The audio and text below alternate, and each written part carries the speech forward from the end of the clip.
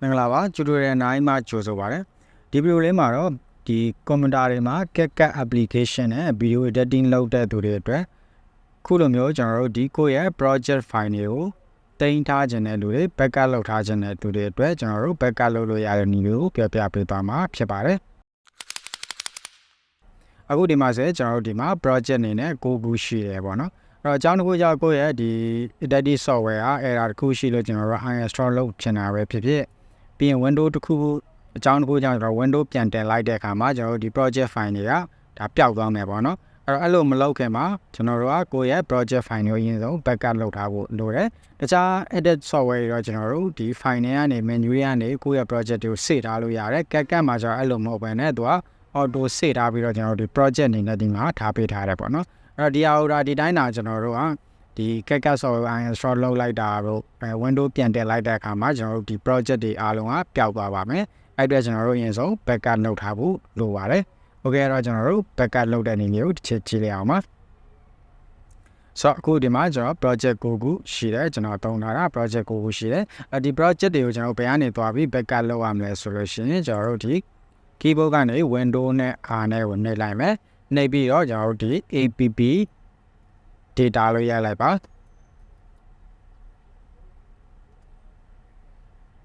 ပြီးရင် enter နှိပ်လိုက်မယ်ပေါ့နော်အဲဒါကျွန်တော်တို့ဒီ application data တွေကိုရောက်သွားမယ်ရောက်သွားပြီးရင်ကျွန်တော်ဒီမှာ local ဆိုတာရှိတယ် local ထဲကိုဝင်လိုက်မယ်ပြီးရင်ဒီမှာကျွန်တော်တို့ CapCut ဆိုတဲ့ folder လေးတွေ့လိုက်မယ်အဲ့ထဲကိုသွားလိုက်မယ်သွားပြီးရင်ဒီမှာ user data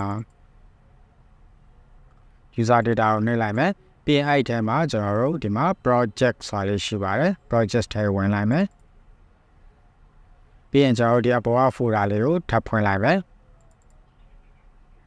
โอเคဒါဆိုရင်ကျွန်တော်တို့ဒီထဲမှာကိုယ့်ရဲ့ CapCut မှာကိုတင်ထားတဲ့ဒီ project တွေဒီမှာတွေ့ရပြီပေါ့နော်ဒီကောင်တွေကိုကျွန်တော်တို့ backup လုပ်ဖို့ရအတွက်ဒီကိုယူထားခြင်းတဲ့ဒီ project folder တွေကိုကျွန်တော်တို့က select ပေးလိုက်မယ်ပြီးရင်ကျွန်တော် right click နှိပ်ပြီးတော့ copy ယူလိုက်မယ်ပေါ့နော် copy ယူပြီးတော့ဒီကောင်ကိုတခြားကျွန်တော်တို့ဒီ window အခန်းမဟုတ်တဲ့ကျွန်တော်တို့အပိုင်းတွေမှာသွားပြီးတော့ကျွန်တော်တို့ဒီအားလေးကို folder တစ်ခုနဲ့သွားပြီးတင်ထားလို့ရတယ် backup လုပ်ထားလို့ရတယ်ဒါမှမဟုတ်လဲကျွန်တော်တို့အပြင်ကကျွန်တော် USB stick တို့ external drive တို့မှာဒါတင်လိုက်လို့ရတယ်ပေါ့နော်အဲ့တော့ကိုစင်ပြေအောင်ကျွန်တော်တို့နေရာတစ်ခုမှာကျွန်တော်တို့တင်လိုက်လို့ရတယ်ဒီမှာဥပမာနမူနာအနေနဲ့ကျွန်တော်တစ်ခုတင်ပြပါမယ်ဒီမှာကျွန်တော်ကဒီကနေသွားပြီးတော့ folder လေးခုယူလိုက်မယ်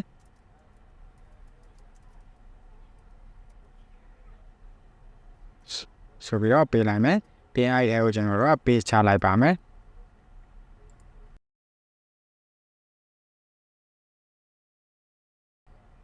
โอเคဒါဆိုရင်ကျွန်တော်တို့ CapCut မှာကိုသုံးထားတဲ့ project file တွေကိုကျွန်တော်တို့ backup လုပ်ပြီးပါပြီတော့တကယ်လို့ကိုကဒီကောင်တွေကိုပြန်သုံးချင်တယ်ဆိုရင်ဒီ file တွေကိုကျွန်တော်တို့ကပြန်ဒီ folder တွေကိုအားလုံးကျွန်တော်တို့က copy ပြန်ယူလိုက်မယ်ခဏနေရ application data ကျွန်တော်တို့ယူခဲ့တဲ့နေရာမှာသွားပြီးတော့ paste ချလိုက်မယ်ပြီးရင် CapCut application ကိုပြန်ဖွင့်လိုက်မယ်ဆိုရင်ဒါကျွန်တော်တို့ project file တွေအားလုံးသွား load ပြီးပြန်ပြီးတော့ယူလာပေးမှာဖြစ်ပါတယ်